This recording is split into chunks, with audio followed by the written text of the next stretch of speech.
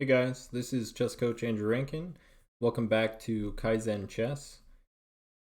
Let's play another 15-10, so let's jump right in. Yeah, the first game went pretty well. We had a really solid opening and had a slightly better position, minus 1.5 I think out of the opening, and then our opponent blundered.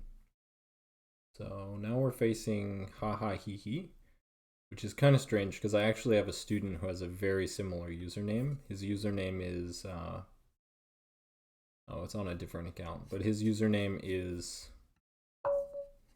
like hee hee ha. So, yeah. Hopefully the voice in the video is working better today, so I'll keep an eye on that. We'll see if we just keep it or if we trash it. But yeah, maybe this game will be very similar to our first game. So we have a Caro Kann, but this time instead of the exchange variation, we have the advanced variation. So a lot of people who play the Caro Kann kind of struggle with the advanced variation because they're not entirely sure how they develop their pieces. So the first move that we want to do is we want to get the light square bishop outside of the pawn chain. G4 is not available, so really F5 is the only move. I should note that you could play C5 right away and basically try and get your cake and eat it too. You get the nice attack on the center. You also get the option of developing your light square bishop, so you kind of get this pseudo Caro Kann French defense. I don't really buy it, and top Caro Kann players, they actually recommend that you just stick to principal chess and develop your bishop outside the pawn chain. We'll break with c5 later. I like to delay the c5 pawn break because black is so solid. We're really not in a hurry. The bishop coming over to the king side's nice and safe, like we saw last game. Bishop got traded off and our center's fine, so he does go for this attack. I'm not really worried about this. It's definitely very confrontational. Maybe in the future we'll take and then try and plop a knight on d5, but in the meantime I think we can just play the move e6. It takes a lot of work for him to push the pawn to c5, play b4 and then a3 to defend it, because this rook is undefended, so a3 doesn't actually defend b4 if we break back with the move a5. So he's trying to, I guess, take his space, develop his pieces, and also put pressure on my position. Makes a lot of sense. Also kind of stops the move c5 because then he can take twice and the center gets ripped open. But we can just develop our knights to the middle and we'll figure out what to do after that. So knight b to d7, one of my favorite moves. If he develops the bishop too early, we can take and then this knight can jump into d5. And I think we're absolutely fine.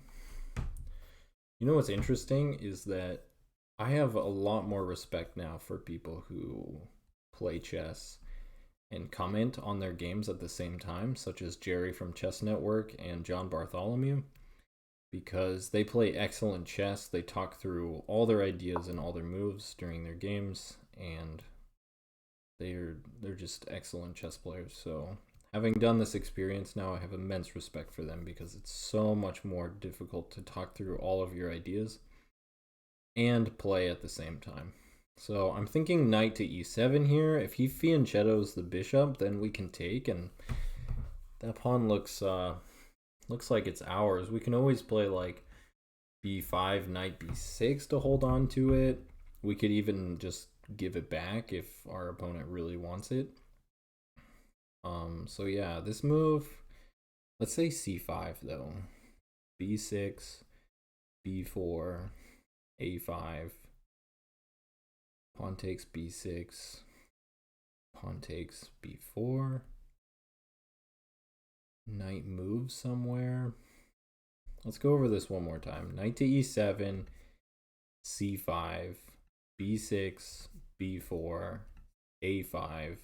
He can't play a3 because we take, and he can't take back because then he loses the rook. So again, this is why I was talking about earlier that this idea with c5 takes a lot of work. So knight e7, c5, b6, He could take, but then his pawn structure looks pretty bad, and we take towards the center, and then we can break with c5 anyway. So let's say that he doesn't take. We play b6 and he plays b4, and then we play a5. Let's say he plays pawn takes a5, but then we can play pawn takes c5, pawn takes, and then we have all of our pieces attacking c5, and this guy will fall. So yeah, knight to e7 looks good, and if he fianchettos, then we'll just take on c4 and ask him what he's doing. Ha ha he he. Has played 250 games, so his rating is he's locked in at, you know, around 1477.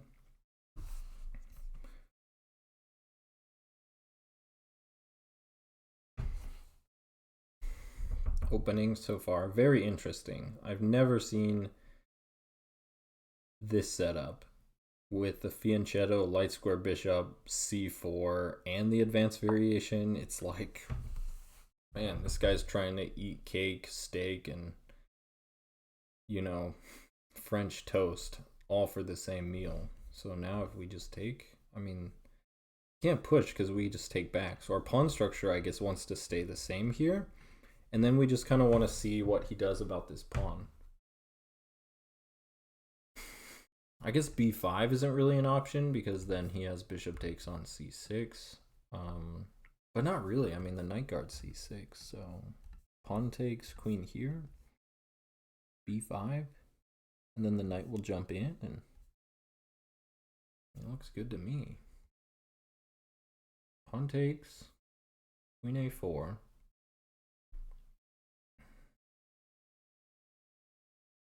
Say b5, just for, you know, just to see. I mean, we always have knight to b6, but it just doesn't look that great.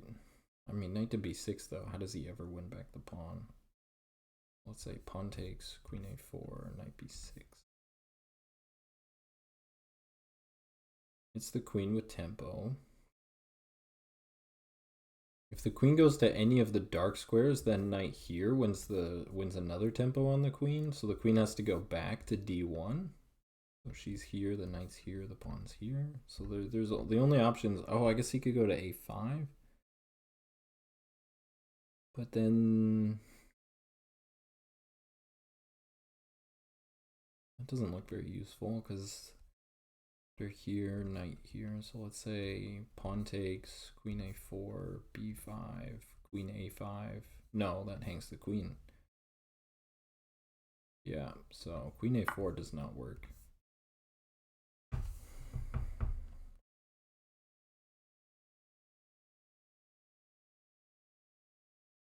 Queen a4 does not work at all. So b5. Queen has no squares but to retreat. If he goes to the dark squares, then we just get a nice tempo winning discovered attack, and I think the queen gets trapped. So yeah, he just pitches the pawn. Now I really like to move knight to d5 so that we can play bishop to e7 and castle. And we also open up this. So he's going to play here. So knight to d5, and then he's going to go knight here, saying like, I'm going to win your bishop. And then I think we drop back. Knight takes, pawn takes. That doesn't look very good for him. So after here, castles, bishop e7, that looks good. So knight d5, bishop g5. Do we block with our dark squared bishop? Trade pieces, why not? If he takes, we could even take back with the knight so that the queen isn't misplaced on e7, because she likes to come over here. We take with the knight, and then we castle, and what has he accomplished? If he jumps out here, then we still have this, and now the knight can even recapture, so yep, me likey. Knight d5.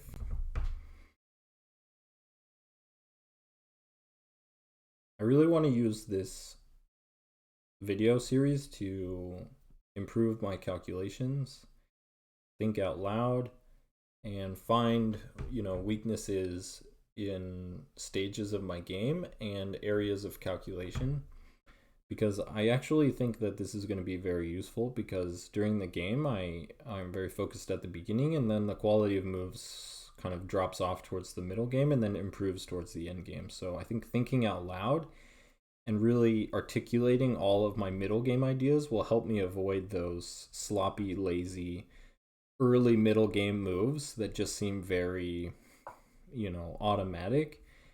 And so this was the plan, and forced me to play more precisely, which will hopefully transition into much faster wins and, sharper play overall.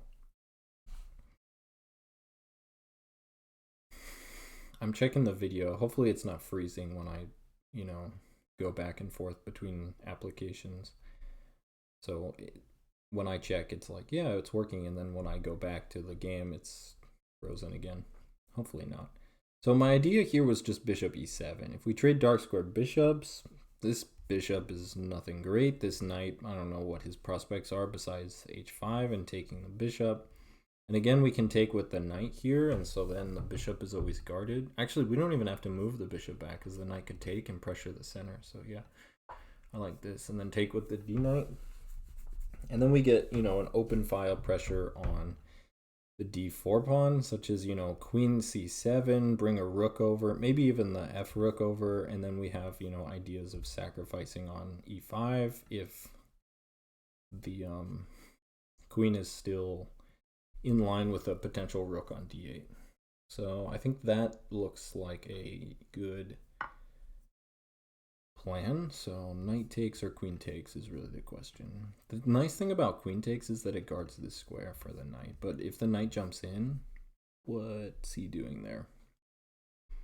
Nothing. So let's take with the knight. I was gonna say maybe our opponent pre-moves this and then there's no more piece there, but it didn't happen.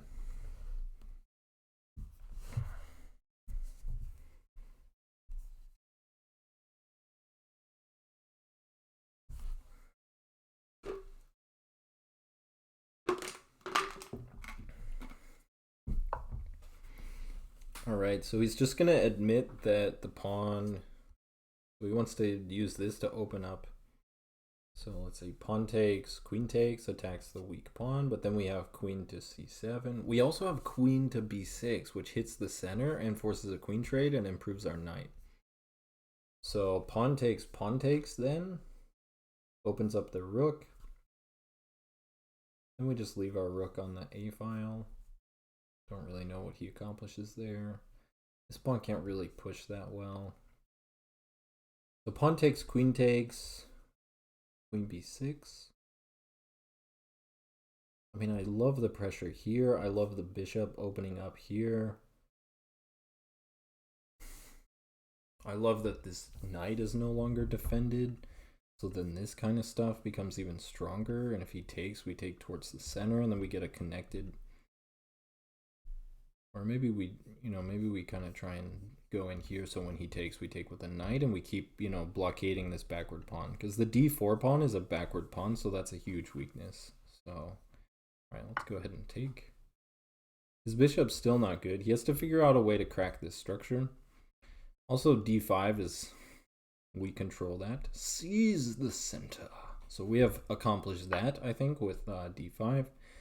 Being a nice outpost square for our pieces, and also a blockaded square in front of his backward pawn. So all the pawns in front of a backward pawn are always outpost squares. So keep that in mind. Backward weak pawn, outpost square, attack the weak pawn, blockade it with a piece. That is always a good game plan. So queen here, I think, really helps us dominate this square that I've been pontificating on for probably too long. Also, this stuff is not ever really going to go anywhere, because we can always just take with a pawn. So yeah, let's go queen to b6. He goes knight here. We even have this check. Looks quite annoying. If he moves the knight back, it's pinned to the king, and we can jump in and put pressure on the pinned piece. I love to PP on the PP, which stands for put pressure on the pinned piece for you people that have other minds. And if he plays knight here, queen check, queen here, reading the queens doesn't help his cause because the knight has to go back. I don't think it achieved a whole lot. And he does play the move knight to a4. Bing, bang, boom. Queen a5.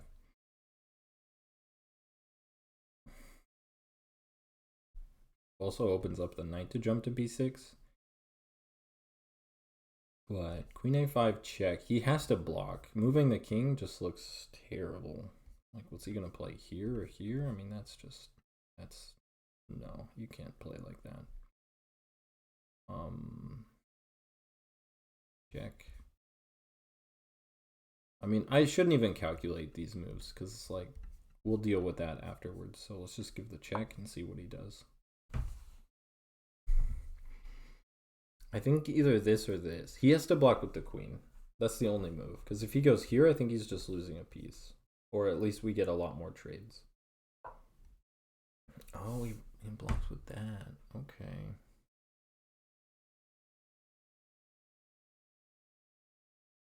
Here, here, here, here, here. Then we get the rook on the open file, and if he ever tries to attack, which I own this square, we can always just push, and then our pawn structure is very good. So knight b6. Can we put pressure on this piece by any chance? Like sack the pawn and go like here, and then no, I don't think so. I don't think it works. So knight b6. Gonna go here.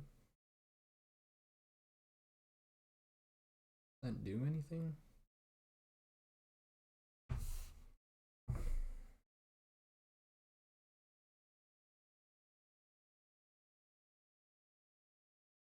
That loses a pawn.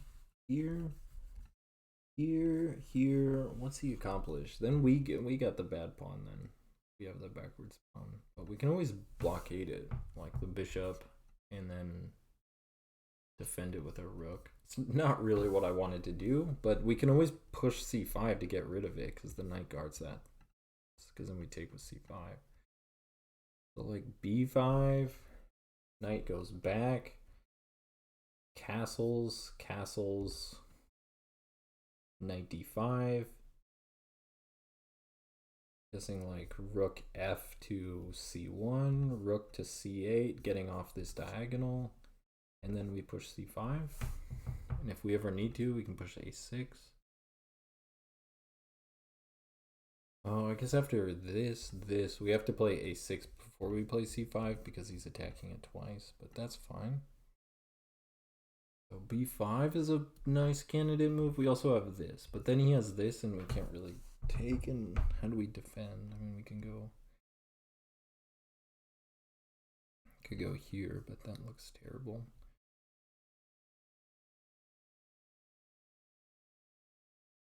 Can also go here right away and leave the knight here. Ooh, that doesn't look too bad actually, because then it guards this so that we can play c5 and we don't have to worry about any tactics on the long diagonal.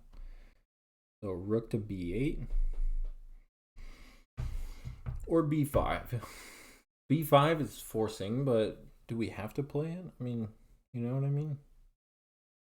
So b5 here takes. Seems a bit early. Let's play rook to b8. Any problems with rook to b8? Nope, I don't see any. Also in line with the queen. b5 now is more protected, so we don't have to play a6. We can just play c5. Gets the rook off the long diagonal, improves this rook, so maybe this rook wants to come to c8, and then we, you know, start crushing it on the C and B files, which we have a pawn majority over here, so you know, we got 2-on-1. Well, that's the game plan. Rook A to B8. We gotta catch up on time. That move took us way too long to think about. It's getting sharp though, which is clearly the game that he wanted to play when he played C4, fianchettoed his bishop, you know, b3, just saying like take the pawn. Wow, yeah, he's just going all out. He's like, let's go, bro. So knight takes. I don't see what's good about that. Knight takes, bishop takes, pawn takes. So yeah, knight takes, bishop takes, pawn takes. What's the big to do about that? We could even slide over with the queen after knight takes, bishop takes. Queen takes forces the queen trade because we're on this and this. So yeah, knight takes looks so good. What is the idea here? I don't know. Yeah, he just snap takes with the bishop. I think he realizes his position is worse, and so he's just going to trade the pieces, which is not a good strategy, but I'm not going to stop you.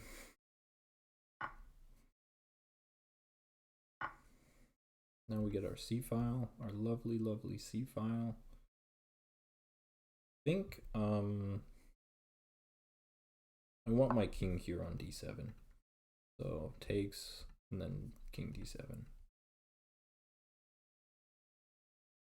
Takes, rook here, knight here. Yeah.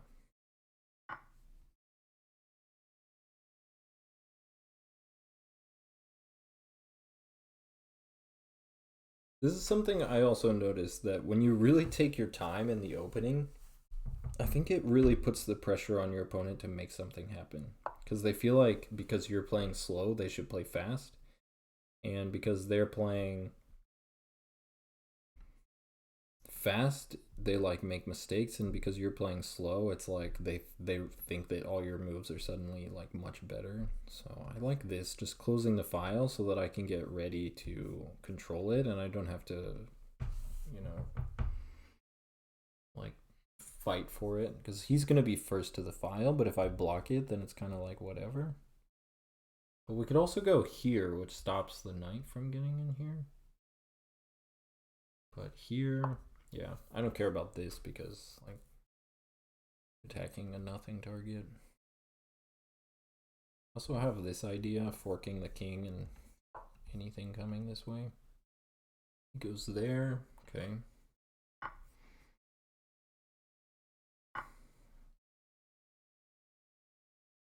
Kind of like this so that I can get my king to d7 and there's no knight checks. Really, like I said, I really want my king on d7 because your king wants to be basically like babysitting the open file. It wants to be sitting right next to the open file so there's no rook infiltrations, and it defends the rooks so that you can always trade rooks on an open file. b6 looks nice, and then if he goes rook here, then I go king here. And yeah, there's no knight forward jumps. So I like b6. Also, not so we traded off the light square bishop, and I don't want to have all my pawns on the same color squares. I want to be fighting for different color complexes with my pawns, but also have solid pawn chains, which I do. Also, you notice our pawn chain is basically saying fight on the C file, so that's what we're gonna do. Now king d7. If he pushes, I think I'm just gonna ignore it, or I could even push and then have something like this. Just a farther forward pawn chain, but yep. This was a good game. Kind of what to play, how to think through your moves when your opponent is basically trying to be hyper aggressive. He shadowed his light square bishop. He sacrificed a pawn. He threw c4 at me on move 4 or 5. c4, move 4. Now he's throwing his pawns at me. Go here, but that's not very useful. Here looks useful. Yeah, I don't like that this pawn was pinned. Well, I guess it wasn't pinned because there's basically everything at defending the rook, but what's the rook doing behind the b pawn anyway? If you guys ever watched the Fun Master Mike videos, whenever the pawns are stuck behind the whenever the rooks are stuck behind the pawns, he goes he gets really angry. All right, rook to the open files.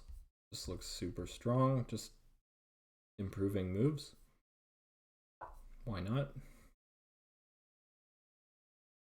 Knight does an excellent job covering his knight entries. He goes there. after here. Where are you going? Here? You go here, I think you get stuck. Here and you're trapped. So yeah, knight to h3, only move. I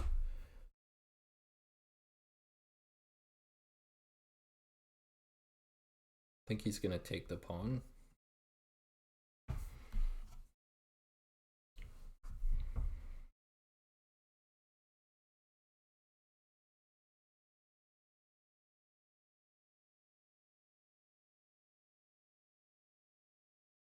Hopefully he doesn't sit here for his remaining 11 minutes, thinks about how he made a poor knight move.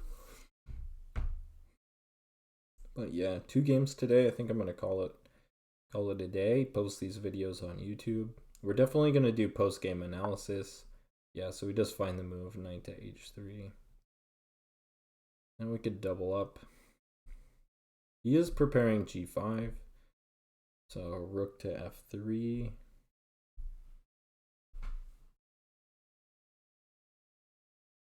Or we could play g5 ourselves.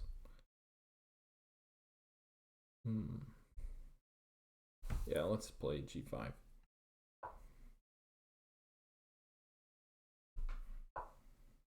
Because now we have this move. Trying to double up, attacking his knight.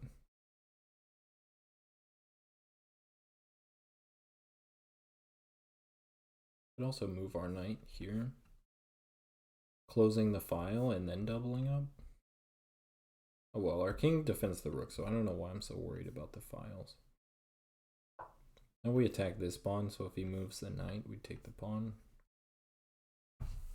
So we're up in exchange and 3 pawns. So we have quite a few pawns. He has 3, so that means we have 6.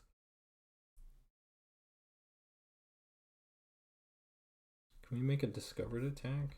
This looks good because it attacks the knight. Where's the knight going? Here?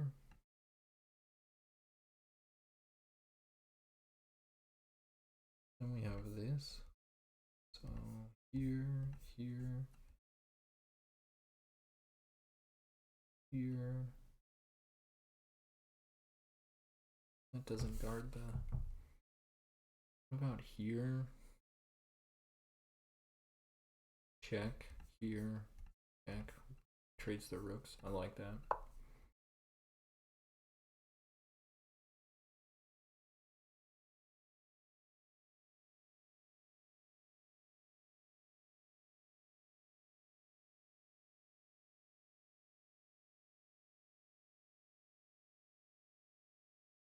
Maybe we sacrifice this pawn to trade the rooks.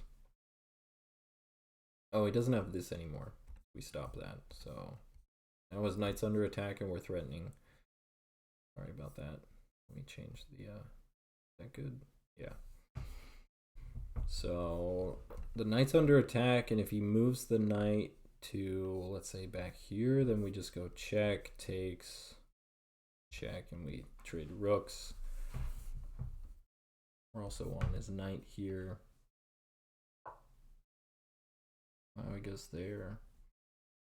Takes, takes, check, and then we win the knight. Yeah.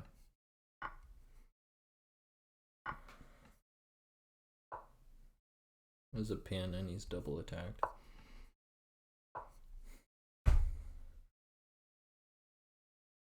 Look at this king. So beautiful. I just love the king placement here. It's just like perfect anchor, center placed, uncheckable. Rooks on open files, so nice. Now do we go here or here? I think we definitely pigs on the second. Take everything. Can we push him over to win the rook?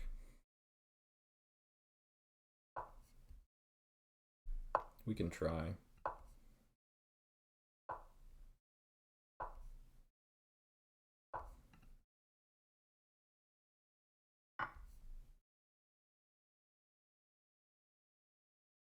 All right, I said win the rook, but I meant trade the rooks. Here threatens both back rings. I think you're just getting mated here.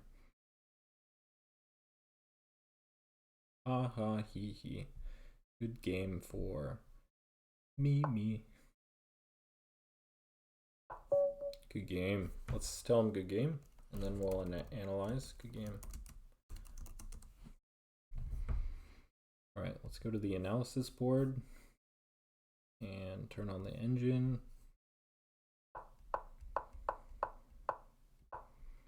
Here, does it like c4? c4 is a move. It's been played at the highest level. Black has, you know, decent winning chances, but it scores pretty well for white, 36%.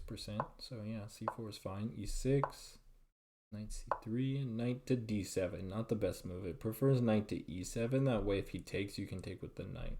I guess that makes sense. Now it wants me to take. I wasn't in a hurry to take though. Now, yeah, he's begging for me to take it, so we did.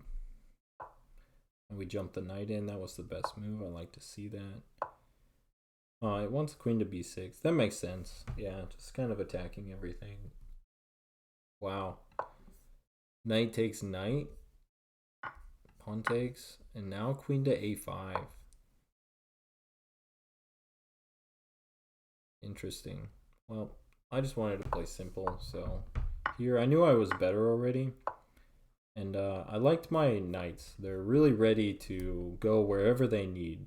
And since he played this move c4, I knew he wanted to rip open the center and just play a really sharp game. And so I liked how flexible my knights were and preventing him from getting into a sharp game. So I took, he took, and then I played rook to b6. It wanted rook to b8, so I guess the move that we played later was best. And now this move makes a lot of sense. I looked at that, but I didn't consider it for too long. Because I really just kind of wanted to trade queens. Wow, knight takes e5. That is a bold move.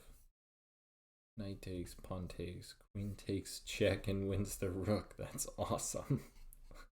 Castle's queenside. That's crazy. All right, we played rook to b8.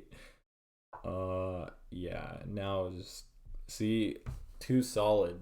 You can tell what kind of player your opponent is by some of the moves he plays in the opening. And yeah, if you kind of, you know, play rock to his scissors, he wants a sharp game and we want a solid game, then he's gonna fall apart like a broken pair of rusted scissors. So we took the knight, he took, continued to just trade all the pieces. I don't understand why pawn takes is that good. Queen takes forces the queen trade, and now, I mean, what's the difference between -7 and -5 really?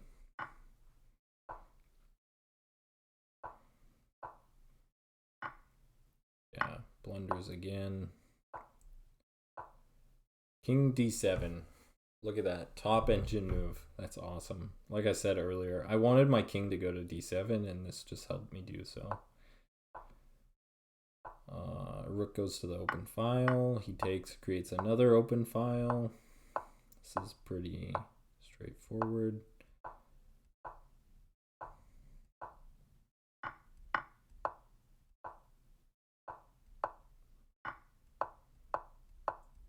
I just wanted the king in the middle so that when we go here, it's guaranteed mate. I was also kind of dinking around a little bit. Probably had faster mate, but hopefully that was useful. I enjoyed it. I liked playing against that person. He played some new stuff never seen before, and good to know that I didn't miss anything major, and we played a good game. So see you guys next time. Take care. Bye.